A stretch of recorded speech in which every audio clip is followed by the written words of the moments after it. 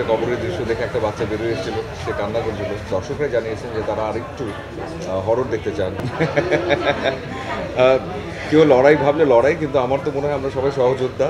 বা শুরু থেকে আমরা বলছিলাম যে পরিবারের সবাইকে নিয়ে দেখার মতো ছবি, যে এখনও হল ভর্তি যত মানুষের মধ্যে বাচ্চা, পরিবারের মানুষজন, বাবা, কয়েকজনের সঙ্গে কথাও হলো। ফার্স্টে একটা কবরের দৃশ্য দেখে একটা বাচ্চা বেরিয়ে এসেছিল, সে কান্না করছিল।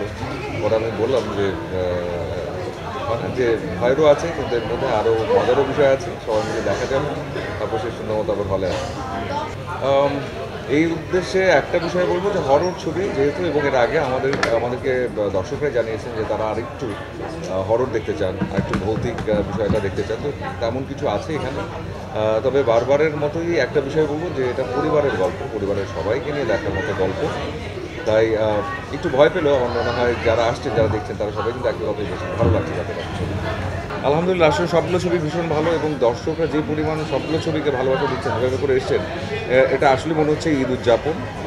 এবং ঈদের ছবিগুলো এমনই হওয়া উচিত যেখানে আসলে দর্শকরা ঘুরে ফিরে সবগুলো ছবি দেখবেন।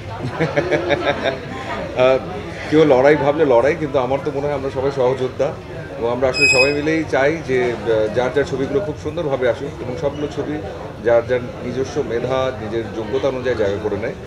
এবং অবশ্যই যে যখন একই সঙ্গে একটা হলে 4-5টা ভালো ছবি থাকে, তখন দর্শকরাও আসলে তাদের পছন্দ মতো একের পর এক ছবি দেখতে পারে।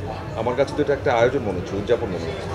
আমরা সবাই আসলে ভীষণ রকমের চেষ্টা করেছি, তবে একটা বিষয় বলতেই চাই, আমরা আসলে খুব অল্প সময়ের মধ্যে কাজটা করেছি, যে কারণে আসলে ডাবিং এবং সব মিলিয়ে আমাদেরকে একেবারে রিলিজ এই হলে আসার আগ পর্যন্ত কাজ করতে হচ্ছে আমাদেরকে, টেকনিক্যাল টিমকে। আর একটু যদি সময় পেতাম হয়তো আরও গুছিয়ে আমরা করতে পারতাম, কিন্তু তারপরও দর্শকদের যে সাড়া, আলহামদুলিল্লাহ, এবং যেভাবে করে আসলে সবাই আসছেন, ভালোবাসা দিচ্ছেন, সেটা অনেক বড়। একটা বিষয় বলবো যে আসলে টেকনিক্যাল বিষয় যেটা থাকে সেটা সময় সাপেক্ষ, প্লাস এবার আমরা আমাদের এখানে ভিএফএক্সের বাংলাদেশের সবচেয়ে বেস্ট টিমকে দিয়ে কাজ করিয়েছি, তাই না আজিজ ভাই? হ্যাঁ, একদম বেস্ট টিম কাজ করেছে, স্ক্র্যাচ, এবং দে ট্রাই দেয়ার বেস্ট।